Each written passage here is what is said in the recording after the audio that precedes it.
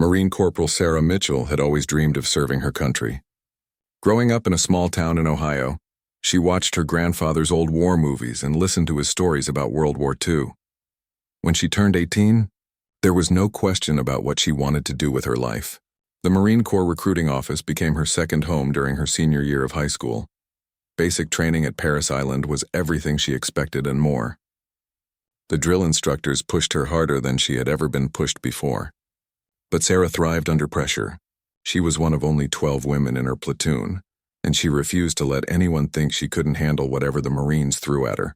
Her marksmanship scores were among the highest in her class, and her determination earned respect from even the toughest instructors.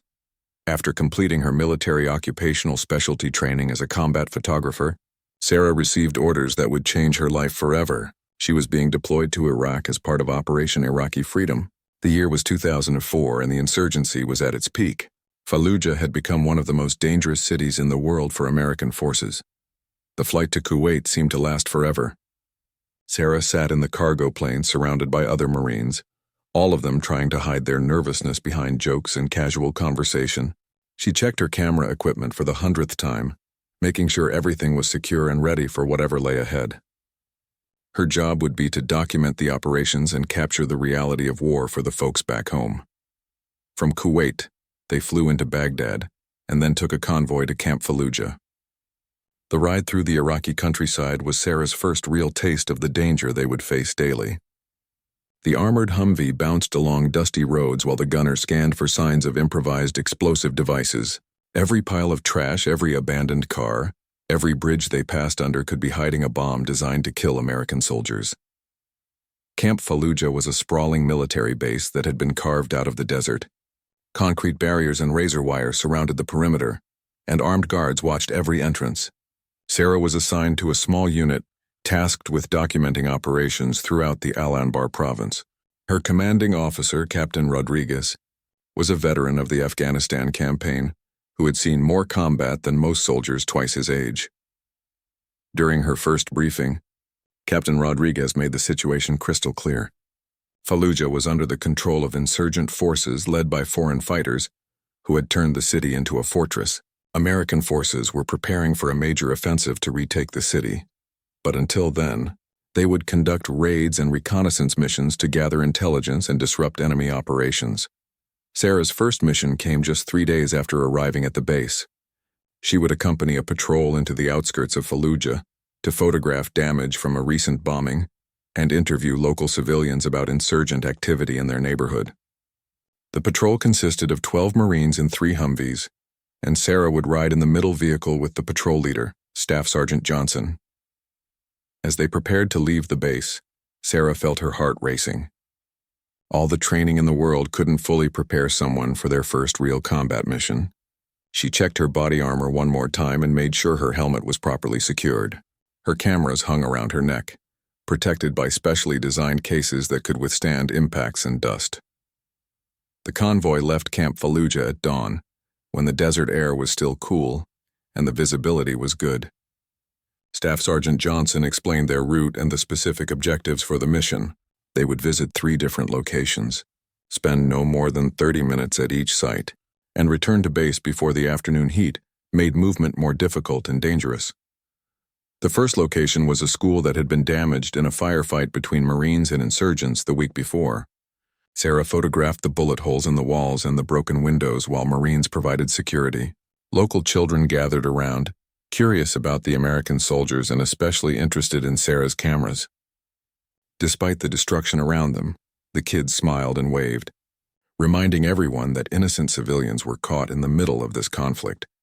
At the second location, a marketplace that had been hit by a car bomb, the mood was much more somber. Sarah documented the crater left by the explosion and the surrounding buildings that had been damaged. Local shopkeepers told Staff Sergeant Johnson through an interpreter that they had seen foreign fighters in the area just hours before the bombing.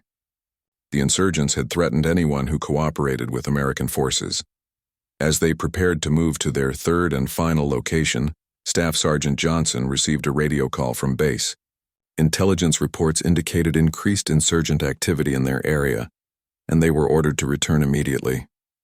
Sarah was disappointed that they couldn't complete the mission, but she understood that safety had to come first. The return trip to Camp Fallujah started without incident. Sarah reviewed the photos she had taken on her camera's small screen, while the Humvee bounced along the rough road. She had captured powerful images that would help people back home understand what was really happening in Iraq. The faces of the children at the school and the devastation at the marketplace told a story that words alone could never convey. They were less than 5 miles from the base when everything changed. The lead vehicle suddenly stopped and Staff Sergeant Johnson grabbed his radio. The driver of the first Humvee reported seeing suspicious activity ahead. Several men had been spotted near a bridge they needed to cross, and they appeared to be placing something on the road. Staff Sergeant Johnson made a quick decision. They would take an alternate route that would add 20 minutes to their trip, but avoid the potential ambush. The convoy turned around and headed down a different road that would take them through a residential area on the edge of Fallujah. As they drove through the narrow streets lined with small houses and shops, Sarah noticed that the area seemed unusually quiet. There were no children playing in the yards, no adults sitting outside their homes, no vendors selling goods on the street corners. The silence was unsettling, and she could feel the tension among the Marines in her vehicle. Staff Sergeant Johnson was talking quietly into his radio, coordinating with the other vehicles and reporting their location to the base. Sarah continued taking photos through the armored windows, documenting their patrol route and the neighborhoods they passed through. She had no idea that this decision to take an alternate route would lead to the most terrifying and transformative experience of her life. The first explosion came without warning. A massive blast erupted from underneath the lead Humvee, lifting the entire vehicle into the air and flipping it onto its side. The improvised explosive device had been buried in the road, perfectly positioned to catch the convoy at its most vulnerable point. Sarah felt her ears ringing from the concussion as their driver slammed on the brakes. Before anyone could react to the first explosion, automatic weapons fire erupted from buildings on both sides of the street. The insurgents had planned this ambush carefully, using the IED to stop the convoy and then attacking from multiple directions. Bullets cracked through the air and pinged off the armored plating of Sarah's Humvee. Staff Sergeant Johnson was already on the radio, calling for immediate assistance and reporting the ambush to base. The gunner in the turret above Sarah's head opened fire with the mounted machine gun, sending long bursts toward the buildings where muzzle flashes had appeared. The sound was deafening inside the confined space of the armored vehicle. Sarah's training kicked in automatically. She crouched low in her seat and continued taking photographs, knowing that documenting this attack could provide valuable intelligence about insurgent tactics. Through her camera lens, she watched Marines from the overturned lead vehicle crawling away from their destroyed Humvee, several of them clearly wounded and bleeding. The third vehicle in their convoy tried to maneuver around the destroyed lead Humvee, but another explosion rocked the street. A rocket-propelled grenade had struck their rear vehicle, disabling it and trapping the Marines inside. Black smoke poured from the engine compartment, and Sarah could see flames beginning to spread. Staff Sergeant Johnson made a split-second decision that probably saved all their lives. Instead of staying in the kill zone where the insurgents had planned to destroy them, he ordered their driver to crash through the wall of a nearby building and take cover inside. The Humvee smashed through the concrete block wall and came to rest in what appeared to be someone's living room. The sudden silence after the engine stopped was almost as shocking as the noise of the ambush had been. Sarah could hear her own heartbeat and the heavy breathing of the other Marines in the vehicle. Outside, the sound of gunfire continued as the insurgents searched for their targets. Staff Sergeant Johnson quickly assessed their situation. They were temporarily safe inside the building, but they were also cut off from the other Marines in their patrol. The radio was crackling with calls for medical evacuation and reinforcements, but Sarah could tell from the responses that help was at least 30 minutes away. In a firefight like this, 30 minutes might as well be 30 hours. The staff sergeant assigned positions to each Marine in the vehicle. 2 men would watch the front of the building, 2 would cover the back, and Sarah would stay in the center with the radio operator to maintain communication with base. Her job was to continue documenting everything that happened, no matter how dangerous the situation became. For the next 20 minutes, they played a deadly game of hide-and-seek with the insurgents. Groups of armed men would appear at windows and doorways, firing bursts from AK-47 rifles before disappearing again. The Marines returned fire whenever they had clear targets, but they had to be careful not to waste ammunition. They had no idea how long they would be trapped in this position. Sarah captured it all through her camera lens, the concentration on the faces of young Marines as they aimed their rifles. The moment when Staff Sergeant Johnson spotted 3 insurgents trying to sneak up on their position and called out a warning. The explosion of plaster and concrete when a grenade detonated just outside their building. Then something changed in the pattern of the attack. The insurgent fire became more intense and more accurate, and Sarah realized they were trying to keep the Marines pinned down while other fighters moved into position for a final assault. Through a crack in the wall, she saw at least a dozen armed men gathering in the street, preparing to storm their building. Staff Sergeant Johnson saw them too. He grabbed the radio and called for immediate air support, but the response was not what they wanted to hear. Attack helicopters were already engaged with another enemy force on the other side of the city, and close air support would not be available for at least 45 minutes. The staff sergeant looked around at his Marines and made an announcement that chilled Sarah to the bone. They were going to have to fight their way out of this building and try to reach a more defensible position 3 blocks away. It was either that or wait for the insurgents to overwhelm them with superior numbers. Sarah had never been more frightened in her life, but she also felt a strange sense of calm. These Marines had accepted her as one of their own, and she was determined not to let them down. She checked her equipment one more time and prepared to follow them into whatever hell waited outside. The breakout began with a coordinated burst of gunfire from all the Marines' positions. They laid down suppressing fire while Staff Sergeant Johnson and 2 other Marines ran to the next building. Sarah was in the second group to move, running across an open courtyard while bullets whined overhead and kicked up dust at her feet. She made it to cover behind a low wall, her heart pounding so hard she thought it might burst. Looking back, she saw that all the Marines had successfully made the first move. But the insurgents were already adjusting their positions, and the next bound would be even more dangerous. They continued this deadly leapfrog game for 2 more blocks, with each movement becoming more desperate as the insurgents closed in around them. Sarah's camera captured the intensity and brotherhood of Marines under fire, never leaving a man behind and always putting the mission first. At the third building, everything went wrong at once. As Staff Sergeant Johnson prepared to lead the next movement, insurgents attacked from a direction they hadn't expected. A hidden sniper had been waiting in a minaret overlooking their route, and his first shot caught the radio operator in the shoulder. The wounded Marine fell behind Sarah, and she immediately dropped her cameras to help him. Blood was soaking through his uniform, and she could see that the bullet had shattered his collarbone. Using the first aid training every Marine received, she applied pressure to the wound and tried to stop the bleeding. More shots rang out from the sniper position, and Sarah felt a sharp pain across her arm. Looking down, she saw that a bullet had grazed her, tearing through her uniform and leaving a bloody furrow in her skin. But compared to the radio operator's wound, it was nothing. Staff Sergeant Johnson was faced with an impossible choice. They couldn't carry a seriously wounded man and continue moving at the speed necessary to escape the closing trap. But they also couldn't leave him behind for the insurgents to capture. The staff sergeant looked at Sarah and made a decision that would haunt him for the rest of his life. Told her to stay with the wounded Marine and keep pressure on his wound while the rest of the patrol tried to fight their way to safety. Once they reached a secure position, they would call for help and come back for both of them. Sarah nodded her understanding, knowing that this might be the last time she saw any of these brave Marines alive. Sarah watched through a broken window as Staff Sergeant Johnson and the remaining Marines disappeared into the maze of buildings and alleyways. The sound of gunfire grew more distant, but she knew the insurgents were still hunting for them. She turned her attention back to the wounded radio operator, a young Marine named Corporal Davis who couldn't have been more than 20 years old. Davis was drifting in and out of consciousness, and Sarah could see that he was losing too much blood despite her efforts to stop the bleeding. She needed to get him to a medical facility soon, or he was going to die right here in this abandoned building. But moving him now would be impossible with insurgents still searching the area.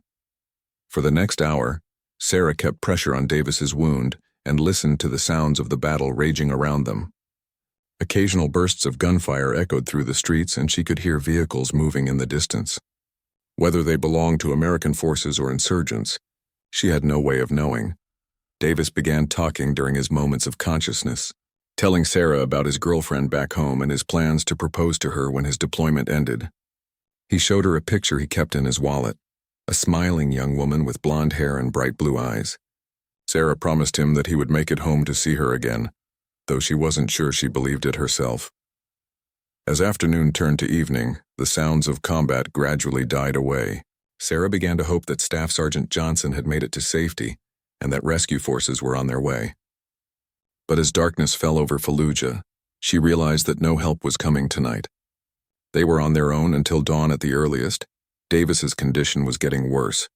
His breathing had become shallow and rapid, and his skin was pale and clammy. Sarah knew the signs of shock from her medical training, and she understood that time was running out.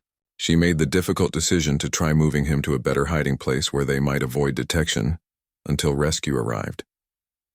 Carefully lifting Davis onto her back, Sarah began the agonizing process of moving through the building toward what looked like a more secure basement area.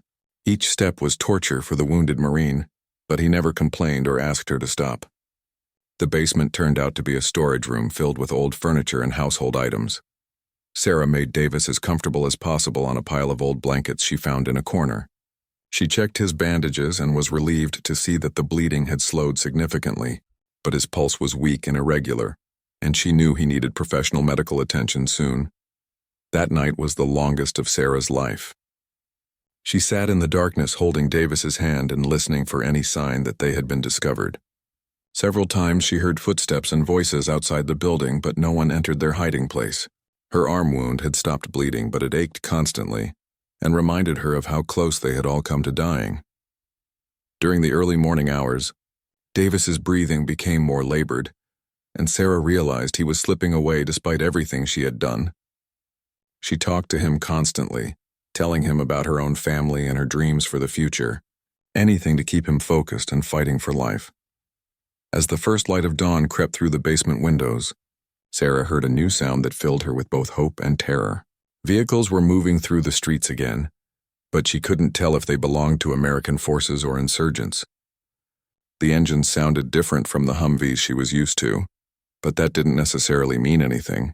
She made the decision to stay hidden until she could positively identify whoever was out there. Davis was unconscious again, and moving him now might kill him even if the vehicles belonged to friendly forces. Sarah checked her cameras and realized that she had been unconsciously documenting their ordeal throughout the night, capturing images that told the story of two Marines fighting for survival in enemy territory.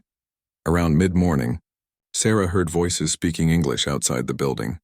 American forces were conducting a search of the area, probably looking for survivors from yesterday's ambush. She wanted to call out immediately, but years of military training made her cautious. Insurgents sometimes used American equipment captured in previous attacks.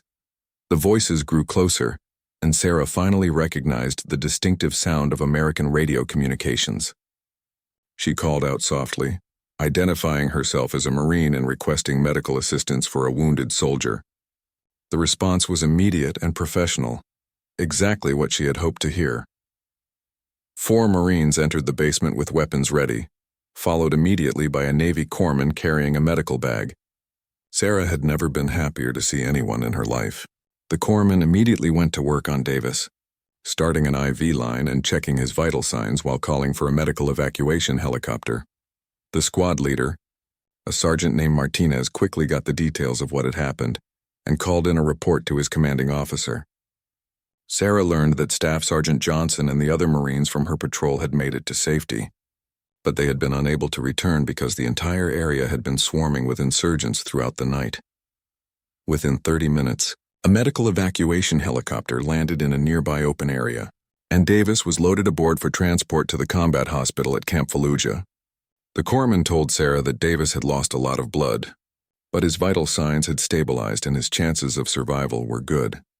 Sarah wanted to go with Davis on the helicopter, but Sergeant Martinez told her that she needed to be debriefed by intelligence officers about what she had seen and photographed during the ambush. Her cameras contained valuable information about insurgent tactics and weapons that could save other American lives. As the helicopter disappeared into the morning sky, Sarah felt a mixture of relief and exhaustion that was unlike anything she had ever experienced. She had survived her first real combat experience and had helped save the life of a fellow Marine. But she also understood that this was just the beginning of her deployment. and that many more dangerous missions lay ahead. The ride back to Camp Fallujah gave Sarah time to process what had happened. She had been tested under the most extreme circumstances possible, and she had not let her fellow Marines down. The brotherhood that she had heard so much about during training was real, and she was now part of it.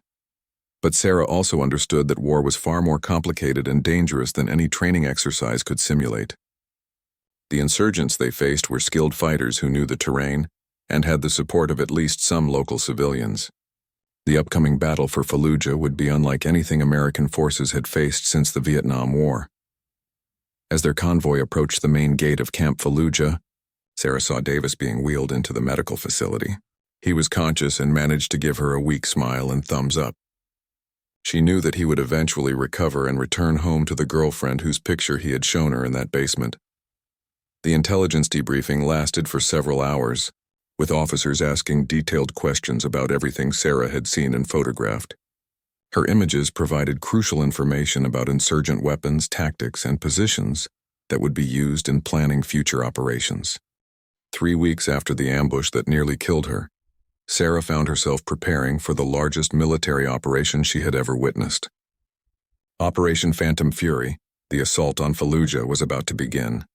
Thousands of Marines and Army soldiers had assembled at bases around the city, along with Iraqi forces and British units. Sarah's job would be to document the battle from the front lines. The briefing she attended painted a grim picture of what lay ahead. Intelligence estimates suggested that between 3,000 and 4,000 insurgents were fortified inside Fallujah, armed with everything from assault rifles to anti-tank missiles. They had spent months turning the city into a fortress with bunkers, tunnels, and booby traps throughout every neighborhood. Captain Rodriguez assigned Sarah to Golf Company, 2nd Battalion, 1st Marines, one of the units that would spearhead the assault. The company commander, Captain Williams, was a veteran of Afghanistan who had earned a reputation for taking care of his Marines while accomplishing difficult missions. He welcomed Sarah to his unit and made it clear that she would be treated just like any other Marine. The night before the assault began, Sarah sat in her tent reviewing her equipment and thinking about the men she would be fighting alongside. Golf Company consisted of 180 Marines, most of them between the ages of 18 and 25. Some had families back home, others were single men looking for adventure. All of them understood that some of them might not survive what was coming. She had written letters to her family and to Corporal Davis, who was recovering at a military hospital in Germany. The doctors said he would make a full recovery and would be able to return to duty in a few months. Sarah had promised him that she would document the battle for Fallujah so that people back home would understand what Marines had accomplished there. The assault began at dawn on November 8, 2004, with the heaviest artillery bombardment Sarah had ever experienced. For 2 hours, Marine artillery and Air Force bombers pounded insurgent positions throughout the city. The ground shook constantly, and the horizon was lit up by explosions that could be seen for miles. Sarah rode in an amphibious assault vehicle with the first wave of Marines to cross the line of departure. The tracked vehicle moved slowly but steadily toward the northern edge of Fallujah, its thick armor providing protection against small arms fire and shrapnel. Through the periscopes, she could see the city growing larger and more ominous as they approached. The first sign of enemy resistance came from a building that had been converted into a fortress. Insurgents opened fire with machine guns and rocket-propelled grenades as the assault vehicles approached. Sarah documented the Marines' response, watching through her camera as they dismounted and began the dangerous work of clearing buildings room by room. Captain Williams led from the front, moving with his Marines through the rubble-filled streets and into buildings where insurgents waited in ambush. Sarah stayed close to him, capturing images of the urban combat that would define this battle. The fighting was unlike anything she had ever seen, with enemies appearing and disappearing like ghosts in the maze of buildings. The first casualty in Golf Company came when a Marine named Lance Corporal Thompson triggered a booby trap while clearing a house. The explosion killed him instantly and wounded 2 other Marines. Sarah photographed the scene while Navy corpsmen worked to save the wounded men, knowing that these images would help people understand the true cost of war. As they advanced deeper into the city, the resistance became fiercer and more desperate. Insurgents used suicide bombers, car bombs, and coordinated ambushes to try to stop the Marine advance. But Golf Company continued to push forward, clearing buildings and securing intersections according to their carefully rehearsed plan. Sarah's role evolved during the first day of fighting. In addition to taking photographs, she found herself helping to carry ammunition, assisting wounded Marines, and even manning a radio when the company's communications were disrupted. Captain Williams told her later that she had become an integral part of the unit. On the second day of the battle, Gulf Company was tasked with clearing a mosque that intelligence believed was being used as an insurgent command center. The mission was particularly sensitive because mosques were supposed to be protected religious sites. But this one had clearly been militarized by the enemy forces. The assault on the mosque turned into the fiercest fighting Sarah had yet experienced. Insurgents had fortified the building with sandbags and concrete barriers, turning it into a fortress. Machine gun nests covered every approach, and snipers in the minaret picked off anyone who showed themselves in the open. Captain Williams coordinated a complex assault that involved multiple Marine squads attacking from different directions while air support provided covering fire. Sarah documented the entire operation, from the initial reconnaissance to the final clearing of the building. The images she captured showed the intensity and complexity of urban warfare. Inside the mosque, Gulf Company discovered a massive weapons cache that included rockets, explosives, and ammunition that could have supplied insurgent forces for months. They also found documents that provided valuable intelligence about the insurgent command structure and their plans for defending the city. But the victory came at a high cost. Gulf Company had lost 3 Marines killed and 7 wounded during the mosque assault. Sarah photographed the memorial service that Captain Williams held that evening, capturing the grief and determination on the faces of young men who had lost their friends and brothers. As the battle for Fallujah continued into its 3rd and 4th days, Sarah began to see the psychological toll that constant combat was taking on the Marines. Men who had been joking and laughing during the approach to the city now moved with the mechanical efficiency of soldiers who had seen too much death and destruction. The insurgent resistance began to crumble as Marine and Army units tightened their grip on the city. Many of the foreign fighters chose to die in place rather than surrender, but some of the local insurgents began to slip away under cover of darkness. Gulf Company's mission shifted to clearing operations designed to root out the remaining pockets of resistance. During one of these clearing operations, Sarah witnessed an act of heroism that would stay with her for the rest of her life. A Marine named Corporal Johnson sacrificed his own life to save a wounded comrade who had been trapped by insurgent fire. Johnson charged an enemy position single-handedly, drawing fire away from the wounded Marine long enough for others to reach him. Sarah's photographs of Corporal Johnson's Medal of Honor action would later be displayed in the Pentagon and used to tell the story of Marine Corps valor during the battle for Fallujah. But in the moment, she was simply documenting the extraordinary courage of ordinary young Americans under the most extreme circumstances. By the end of the first week of fighting, Gulf Company had advanced more than 2 miles into the city and had cleared dozens of buildings. The insurgent resistance was collapsing, but pockets of die-hard fighters continued to pose a threat. Sarah had filled dozens of memory cards with images that told the complete story of the urban warfare. Captain Williams pulled Sarah aside during a brief lull in the fighting to tell her how proud he was of her performance during the battle. She had not only documented everything they had accomplished, but she had also proven herself as a Marine who could be counted on when things got difficult. The respect she had earned from the men of Gulf Company was something that could never be taken away from her. On the 8th day of the battle for Fallujah, Gulf Company received intelligence about a group of high-value targets holed up in a compound near the industrial district. These were reportedly senior insurgent leaders who had been coordinating the defense of the city and were planning to escape. Before the remaining resistance collapsed completely, Captain Williams was ordered to take his company and capture or kill these targets before they could slip away. The mission would require Gulf Company to move through a part of the city that had not yet been fully cleared, and intelligence warned that the compound was heavily fortified and defended by some of the most experienced foreign fighters remaining in Fallujah. Sarah prepared for what she sensed would be the most dangerous mission of her deployment. She checked her cameras and equipment one more time, making sure everything was secure and ready for whatever lay ahead. The Marines around her went through their own pre-mission routines, cleaning weapons and reviewing the plan of attack.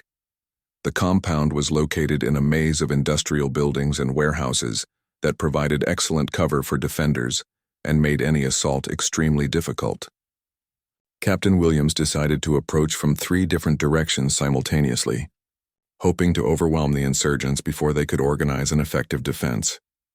Sarah was assigned to move with the main assault element, which would attack the compound from the front, while 2 smaller teams moved around to block escape routes.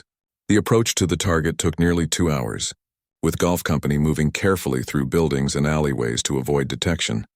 They were within 200 meters of the compound when everything went wrong. The insurgents had been expecting them and had prepared a massive ambush that caught the Marines in a deadly crossfire. Machine gun fire erupted from multiple positions, and rocket-propelled grenades began exploding around the advancing Marines. Captain Williams immediately called for his men to take cover and began coordinating their response to the ambush. But Sarah could see that they were in a desperate situation.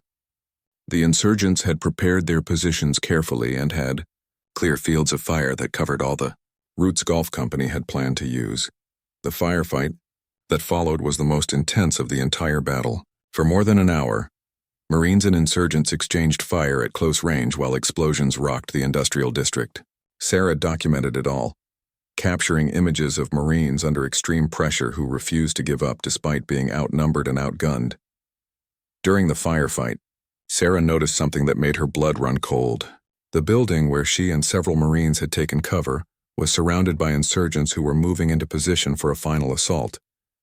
Captain Williams was pinned down 50 meters away and couldn't see what was happening to her position. Staff Sergeant Rodriguez, the senior non-commissioned officer with Sarah's group, made a quick decision. They were going to have to fight their way out of the building and try to reach a more defensible position before the insurgents overwhelmed them. It was the same situation Sarah had faced 3 weeks earlier, but this time there were 8 Marines with her instead of just 1 wounded man. The breakout began with a coordinated assault on the insurgent positions surrounding their building. Marines burst through windows and doorways, firing as they moved and trying to create enough confusion to escape the trap. Sarah followed close behind, documenting their desperate fight for survival. She made it halfway across the open area between buildings before the sniper's bullet found her. The shot came from a rooftop 100 meters away, and Sarah felt like she had been hit by a sledgehammer. The bullet struck her in the chest just below her body armor and knocked her to the ground. Staff Sergeant Rodriguez saw Sarah fall and immediately called for a corpsman while laying down covering fire toward the sniper position. But the insurgents were closing in from multiple directions, and there was no time for medical treatment. Rodriguez made the agonizing decision to leave Sarah behind, while he led the other Marines to safety. Sarah lay on the ground fighting to stay conscious, while bullets cracked overhead and explosions shook the earth around her. She could feel blood soaking her uniform, and each breath was agony. But her training kicked in, and she applied pressure to her wound while trying to find cover behind a pile of rubble. For the next 6 hours, Sarah drifted in and out of consciousness while the battle raged around her. Several times insurgents came close enough that she could hear their voices, but somehow they never found her hiding place. She used her remaining strength to continue taking photographs, knowing that these images might be the last thing she ever created. As darkness fell over Fallujah, the sounds of combat gradually died away. Sarah realized that the Marines had been forced to withdraw from this part of the city, leaving her alone in enemy territory. She was bleeding badly, dehydrated, and beginning to show signs of shock. Without medical attention, soon she was going to die. During the night, Sarah heard vehicles moving through the industrial district and voices speaking Arabic. The insurgents were regrouping and moving equipment, probably preparing for the final American assault on their remaining positions. She forced herself to remain absolutely still, knowing that any movement or sound might give away her location. By dawn of the 9th day, Sarah was barely conscious. She had lost a lot of blood and her body was beginning to shut down from the trauma and exposure. She could no longer feel her legs and her vision was becoming blurry. But she continued to grip her cameras, determined that her documentation of this battle would survive even if she didn't. Around mid-morning, Sarah heard a sound that gave her the first hope she had felt in hours. American helicopters were flying over the industrial district, and she could hear the distinctive roar of jet engines as close air support aircraft attacked insurgent positions. The final assault on this part of Fallujah was beginning. She tried to call out when she heard American voices in the distance, but she no longer had the strength to make herself heard over the noise of the battle. Marines were clearing buildings less than 100 meters away from her position, but they had no way of knowing she was there. Sarah's last clear memory before losing consciousness was the sound of an American radio crackling nearby. Someone was calling for medical evacuation for wounded Marines, and she heard the familiar voice of Captain Williams coordinating with the helicopter pilots. Golf Company had survived the ambush and was still fighting. When Sarah next opened her eyes, she was looking up at the ceiling of a medical tent. A Navy doctor was standing over her, checking her vital signs and talking to someone she couldn't see. She tried to speak, but no words came out. The doctor noticed that she was conscious and leaned down to speak to her. He told her that she had been found by a patrol from Golf Company after the industrial district had been secured.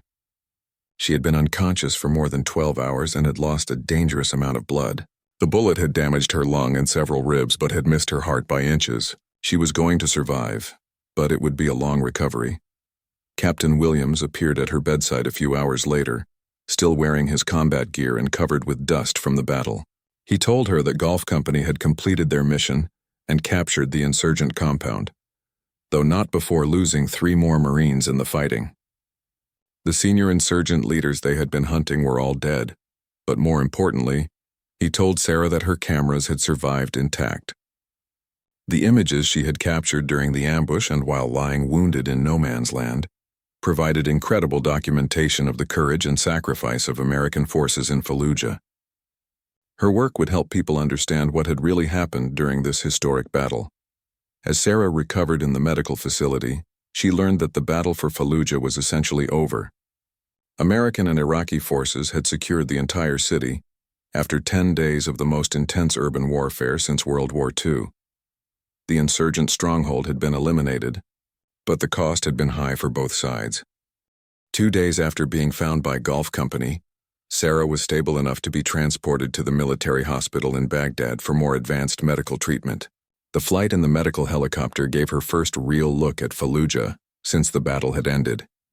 The city that had once housed 300,000 civilians was now a landscape of rubble and destruction that looked like something from an apocalyptic movie. At the Baghdad hospital, doctors performed surgery to repair the damage to Sarah's lung and remove bone fragments from her ribs. The bullet had caused more internal damage than initially thought, but the surgeon assured her that she would make a full recovery with proper rehabilitation. More importantly for Sarah, her cameras and memory cards had been completely undamaged. During her recovery in Baghdad, Sarah received visitors from throughout the military chain of command. General Casey, the commanding general of all American forces in Iraq, personally thanked her for the documentation she had provided of the battle. Her photographs were already being used by military historians and intelligence analysts to understand the tactics and lessons learned from Fallujah. Captain Rodriguez, her original commanding officer, flew to Baghdad to check on her recovery and to deliver some unexpected news. Sarah had been recommended for the Bronze Star Medal for her actions during the ambush 3 weeks earlier, when she had stayed with the wounded Corporal Davis and helped save his life. The medal would recognize her courage under fire and her dedication to her fellow Marines. But the most meaningful visit came from Staff Sergeant Johnson, who had led the patrol that survived the first ambush. He had finally been able to track down Sarah's location and wanted to thank her personally for what she had done for Davis and for documenting the reality of what Marines were facing in Iraq. Johnson told her that Davis was making an excellent recovery and would return to duty within a few months. After 2 weeks in Baghdad, Sarah was medically evacuated to Germany for continued treatment and rehabilitation. The flight to Landstuhl Medical Center was her first time leaving Iraq since arriving 6 months earlier, and she was amazed by how different the peaceful German countryside looked compared to the desert battlefields she had become accustomed to. At Landstuhl, Sarah began the long process of physical therapy to regain full use of her injured lung and to rebuild the strength she had lost during her ordeal. The medical staff was impressed by her determination and positive attitude, noting that many patients with similar injuries struggled with depression and post-traumatic stress during their recovery. Sarah used her time in Germany to begin organizing and cataloging the thousands of photographs she had taken during her deployment. Working with military historians and journalists, she began to understand the historical significance of what she had documented. Her images told the complete story of the battle for Fallujah from the perspective of the Marines who fought there. One photograph in particular captured the attention of military leaders and the media. It showed Captain Williams and his Marines during the assault on the mosque, their faces covered with dust and exhaustion, but their determination clearly visible. The image became iconic of the American experience in Iraq and was eventually displayed in the Pentagon and the Marine Corps Museum. After 6 weeks in Germany, Sarah was transferred back to the United States for final treatment at the Naval Medical Center in San Diego. The flight home was emotional for her, as she realized that her deployment to Iraq was officially over. She had survived experiences that would change her forever, and had created a historical record that would outlast her own lifetime. The Bronze Star. Medal ceremony took place at Camp Pendleton 3 months after the battle for Fallujah ended. Sarah's family flew in from Ohio to watch as the commanding general pinned the medal on her uniform and read the citation describing her actions under fire. But for Sarah, the most meaningful moment came when Corporal Davis, now fully recovered, presented her with a flag that had flown over the building where they had hidden together. In the months following her return from Iraq, Sarah struggled with the transition back to civilian life that affects many combat veterans.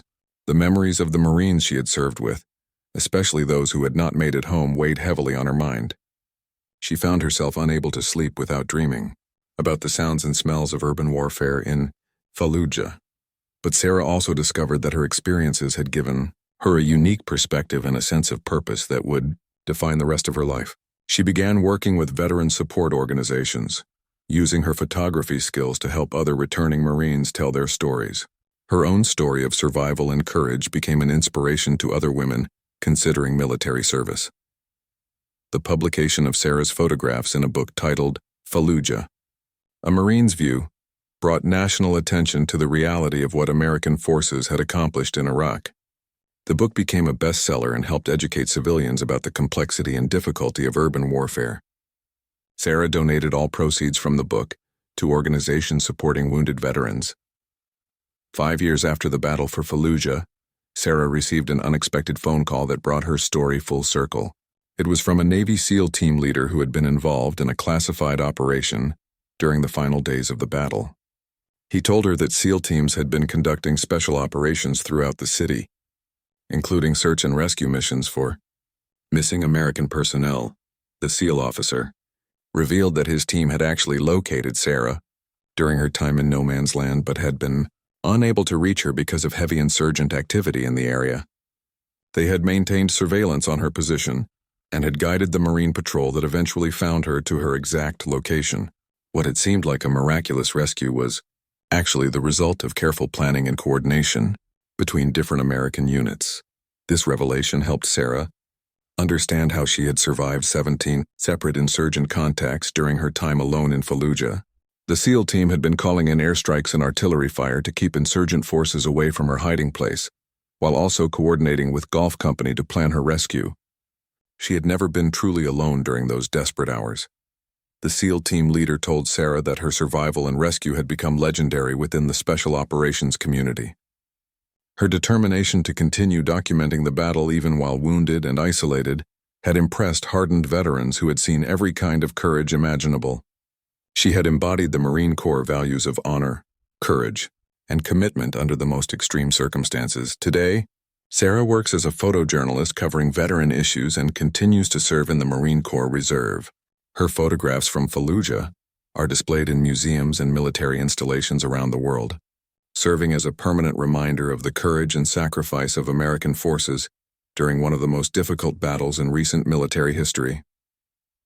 The Marines of Gulf Company, those who survived and those who didn't, remain central to Sarah's life and work. She maintains contact with the families of the men who were killed in action and continues to document the ongoing struggles of veterans as they readjust to civilian life. Her own survival has given her a platform to advocate for better support for returning warriors.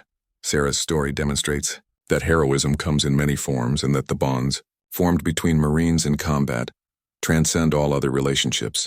Her rescue by the SEAL team after surviving alone in enemy territory for 2 days, showed that no American service member is ever truly abandoned as long as others know they are out there fighting for their life.